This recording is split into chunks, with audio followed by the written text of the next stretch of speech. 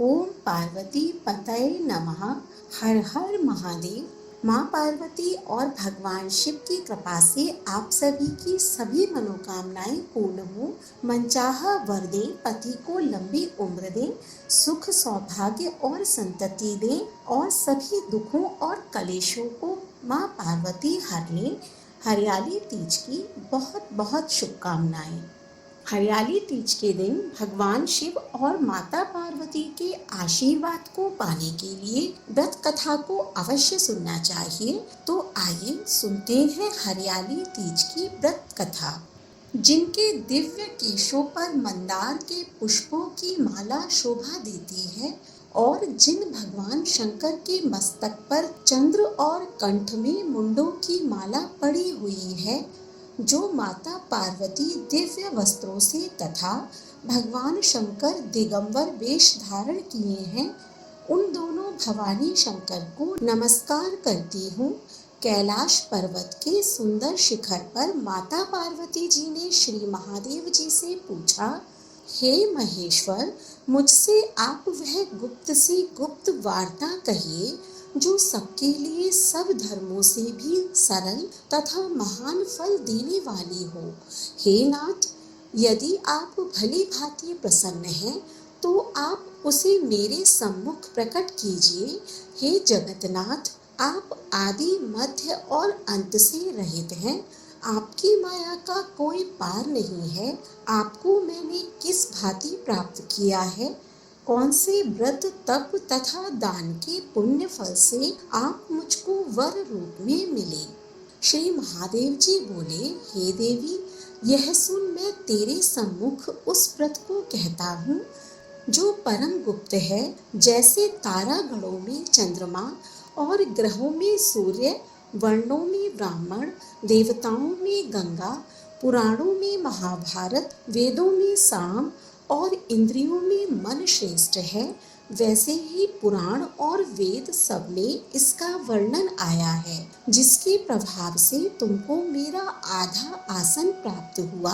हे प्रिय, उसी का मैं तुमसे वर्णन करता हूँ।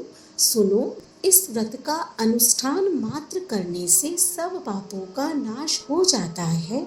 तुमने पहले हिमालय पर्वत पर इसी महान व्रत को किया था जो मैं तुम्हें सुनाता हूँ। पार्वती जी बोली, हे प्रभु, इस व्रत को मैंने किस लिए किया था यह मुझे सुनने की इच्छा है, सो कृपा करके कहिए। शंकर जी बोले, आर्यावत में हिमालय नामक एक महान पर्वत है, जहाँ अनेक प्रकार की भूमि अनेक प्रकार के वृक्षों से सुशोभित है, जो सदैव बर्फ से ढके हुए तथा गंगा की कल कल ध्वनि से शब्दायमान रहता है। हे पार्वती जी, तुमने बाल्यकाल में उसी स्थान पर परम तप किया था और 12 वर्ष तक के महीने में जल में रहकर तथा वैशाख मास में अग्नि में प्रवेश करके तप किया। श्रावण के महीने में बाहर खुले में निवास करके अन्न त्याग कर तप करती रही। तुम्हारे उस कष्ट को देखकर तुम्हारे पिता को बड़ी चिंता हुई। वे चिंतातुर होकर सोचने लगे कि मैं इस कन्या की किससे शादी करूं। इस अवसर पर देवयोग से ब्रह्मा जी के पुत्र नारद जी वहां आए। देवर्षि नारद ने तुम शैलपुत्री को देखा। तुम्हारे पिता हिमालय ने देवर्षि को अर्घ्यपाद आसन देकर सम्मान सहित बिठाया और कहा, हे मुनीश्वर, आपने यहाँ तक आने का कष्ट कैसे किया? कहिए, क्या आज्ञा है? नारद जी बोले, हे गिरिराज, मैं विष्णु भगवान का भेजा हुआ यहाँ आया हूँ। तुम मेरी बात सुनो। आप अपनी कन्या को उत्तम वर को दान करें।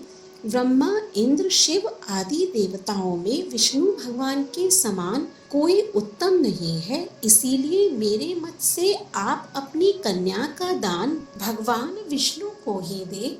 हिमालय बोले, यदि भगवान वासुदेव स्वयं ही कन्या को ग्रहण करना चाहते हैं और इस कार्य के लिए ही आपका आगमन हुआ है, तो वह मेरे लिए गौरव की बात है। मैं अवश्य उन्हें ही दूंगा। हिमालय का यह आश्वासन सुनते ही देवर्षि नारद जी आकाश में अंतर्ध्यान हो गए और शंख चक्र गदा पद्म एवं पीतांबरधारी भगवान विष्णु के पास पहुँचे। नारद जी ने हाथ जोड़कर भगवान विष्णु से कहा, प्रभु आपका विवाह कार्य निश्चित हो गया है। इधर हिमालय ने पार्वती जी से प्रसन्नता पूर्वक कहा, हे पुत्री, मैंने तुमको गरुड़ध्वज भगवान विष्णु को अर्पण कर दिया है। पिता के इन वाक्यों को सुनते ही पार्वती जी अपनी सहेली के घर गईं और पृथ्वी पर गिरकर अत्यंत दुखित होकर विलाप करने लगी। उनको विलाप करते हुए देखकर सखी बोली, हे देवी, तुम किस कारण से दुख पाती हो, मुझे बताओ, मैं अवश्य ही तुम्हारी इच्छा पूर्ण करूंगी। पार्वती जी बोली, हे सखी सुन, मेरी जो मन की अभिलाषा है सुनाती हूँ। मैं श्री महादेव जी को वरण करना चाहती हूँ। मेरे इस कार्य को पिताजी ने बिगाड़ना चाहा है, इसीलिए मैं निसंदेह इस शरीर का त्याग करूंगी। पार्वती जी के इन वचनों को सुनकर सखी ने कहा, हे देवी, तुम जिस वन को तुम्हारे पिताजी ने ना देखा हो वहाँ चली जाओ। तब हे देवी पार्वती, तुम अपनी सखी का यह वचन सुनकर ऐसे ही वन को चली गईं। पिता हिमालय ने तुमको घर पर ना पाकर सोचा कि मेरी पुत्री को कोई देव दानव अथवा किन्नर हरण करके ले गया है। मैंने नारद जी को वचन दिया था कि मैं पुत्री का गरुड़ध्वज भगवान के साथ वरण करूंगा। हाय, अब ये कैसे पूरा होगा? ऐसा सोचकर वे बहुत चिंतातुर हो गए, मूर्छित होकर गिर पड़े। तब सब लोग हाहाकार करते हुए दौड़े और मूर्छा खुलने पर गिरिराज से बोले कि हमें आप अपनी मूर्छा का कारण बताएं। हिमालय बोले, मेरे दुख का कारण यह है कि मेरी रत्न रूपी कन्या को कोई हरण करके ले गया है, या सर्प ढस गया है, या किसी सिंह या व्याघ्र ने मार डाला है। वह ना जाने कहाँ चली गई है, या उसे किसी राक्षस ने मार डाला है। इस प्रकार कहकर गिरिराज दुखित होकर ऐसे कांपने लगे जैसे तीव्र वायु के चलने पर कोई वृक्ष कांपता है। तत्पश्चात हे पार्वती, तुम्हें गिरिराज साथियों सहित घने जंगल में ढूंढने निकले सिंह, व्याघ्र, रीछ आदि हिंसक जंतुओं के कारण वन महाभयानक प्रतीत होता था। तुम भी सखी के साथ भयंकर जंगल में घूमती हुई वन में एक नदी के तट पर एक गुफा में पहुंची। उस गुफा में तुम अपनी सखी के साथ प्रवेश कर गई, जहां तुम अन्न जल का त्याग करके बालू का लिंग बनाकर मेरी आराधना करती रहे। उस समय पर तृतीया के दिन तुमने मेरा विधि विधान से पूजन किया तथा रात्रि को गीत गायन करते हुए जागरण किया। तुम्हारे उस महाव्रत के प्रभाव से मेरा आसन डोलने लगा। मैं उसी स्थान पर आ गया जहाँ तुम और तुम्हारी सखी दोनों थी। मैंने आकर तुमसे कहा, हे वरानने, मैं तुमसे प्रसन्न हूँ, तुम मुझसे वरदान मांग लो। तब तुमने कहा कि हे देव, यदि आप मुझसे प्रसन्न हैं तो आप महादेव जी ही मेरे पति हो। मैं तथास्तु ऐसा कहकर कैलाश पर्वत को चला गया और तुमने प्रभात होते ही मेरी उस बालू की प्रतिमा को नदी में विसर्जित कर दिया। हे शुभे, तुमने वहां अपनी सखी सहित व्रत का पारायण किया। इतने में तुम्हारे पिता हिमवान भी तुम्हें ढूंढते ढूंढते उसी घने वन में आ पहुँचे। उस समय उन्होंने नदी के तट पर 2 कन्याओं को देखा तो ये तुम्हारे पास आ गए और तुम्हें हृदय से लगाकर रोने लगे और कहा, बेटी, तुम इस सिंह, व्याघ्र आदि युक्त घने जंगल में क्यों चली आई हो? तुमने कहा, हे पिता, मैंने पहले ही अपना शरीर शंकर जी को समर्पित कर दिया था, किंतु आपने इसके विपरीत कार्य किया। इसीलिए मैं वन में चली आई। ऐसा सुनकर हिमवान ने तुमसे कहा कि मैं तुम्हारी इच्छा के विरुद्ध यह कार्य नहीं करूँगा। तब वे तुम्हें लेकर घर को आए और तुम्हारा विवाह मेरे साथ कर दिया। हे प्रिय, उसी व्रत के प्रभाव से तुमको मेरा अर्धासन प्राप्त हुआ है। इस व्रत राज को मैंने अभी तक किसी के सम्मुख वर्णन नहीं किया है। पार्वती जी बोली, हे स्वामी, मुझे इसकी विधि एवं फल भी बताइए कि इसके करने से किस फल की प्राप्ति होती है। तब भगवान शंकर जी बोले, इस स्त्री जाति के अत्युत्तम व्रत की विधि सुनिए। सौभाग्य की इच्छा रखने वाली स्त्रियां इस व्रत को विधि पूर्वक करें। केले के खंभों से मंडप बनाकर उसे वंदनवारों से सुशोभित करें।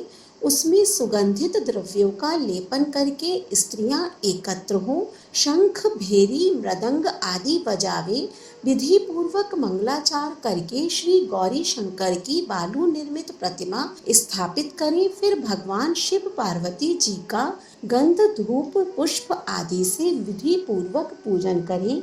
अनेकों नैवेद्यों का भोग लगाएं और रात्रि को जागरण करें। नारियल, सुपारी, जमवारी, नींबू, लौंग, अनार, नारंगी आदि ऋतु फलों तथा फूलों को एकत्रित करके धूप, दीप आदि से पूजन कर कर कहे, हे कल्याण स्वरूप शिव, हे मंगल रूप शिव, हे मंगल रूप महेश्वरी, हे शिवे, सब कामनाओं को देने वाली देवी कल्याण रूप तुम्हें नमस्कार है।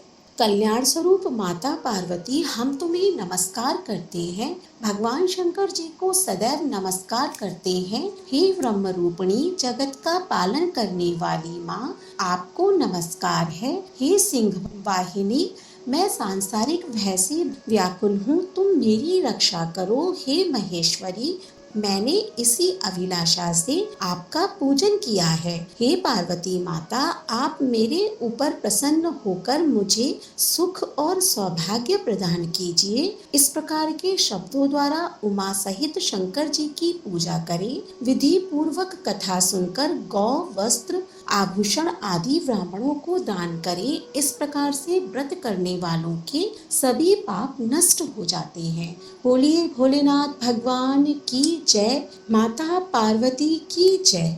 आप भी हरियाली तीज के दिन इस कथा का श्रवण अवश्य करें। वीडियो अच्छी लगी हो तो लाइक करें और कमेंट बॉक्स में ओम नमः शिवाय अवश्य लिखें। धन्यवाद।